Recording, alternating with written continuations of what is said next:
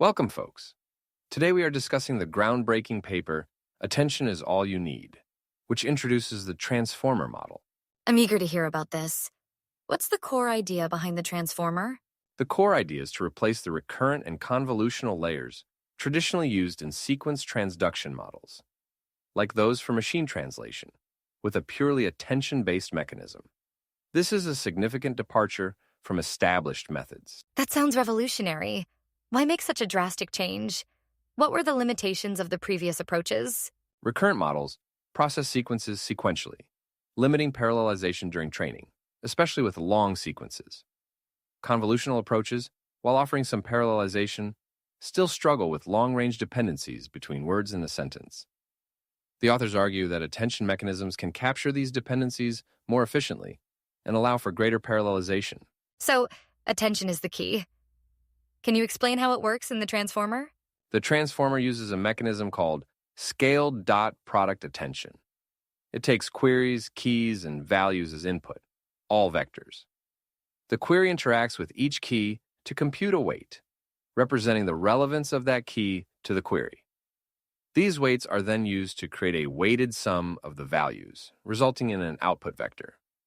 The transformer uses multiple heads of attention, each learning different aspects of the relationships between words. Multiple heads? That sounds complex. What's the advantage of having multiple attention heads? Each head focuses on different aspects of the input sequence. One head might focus on syntactic relationships, while another focuses on semantic relationships.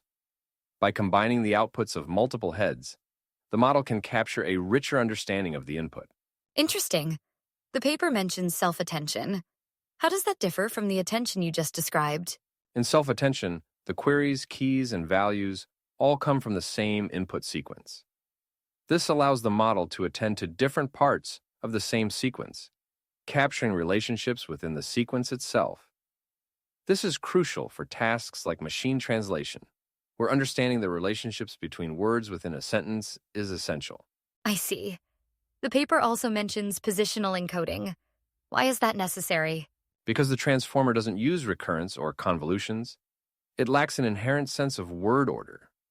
Positional encoding adds information about the position of each word in the sequence, allowing the model to understand the order of words. So, the transformer architecture consists of an encoder and a decoder, similar to other sequence-to-sequence models.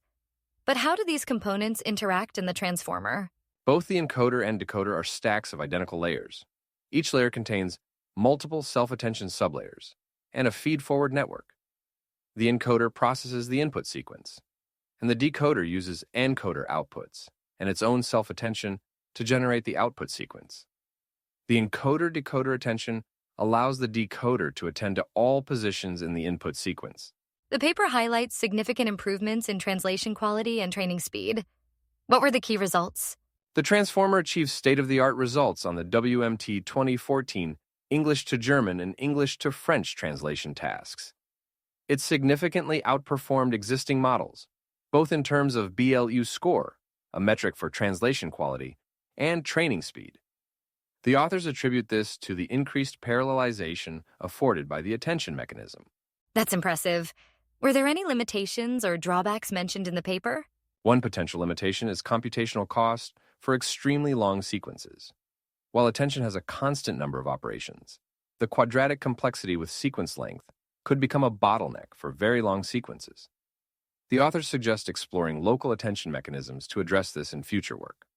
Also, the interpretability of the attention weights, while promising, requires further investigation. So, overall, Attention is All You Need presents a significant advancement in sequence transduction models. The transformer's architecture, based entirely on attention, offers advantages in parallelization and performance, paving the way for further research in this area. Exactly. It's a truly influential paper that has reshaped the field of natural language processing. Thank you for joining us today, and we hope you found this discussion insightful. Goodbye.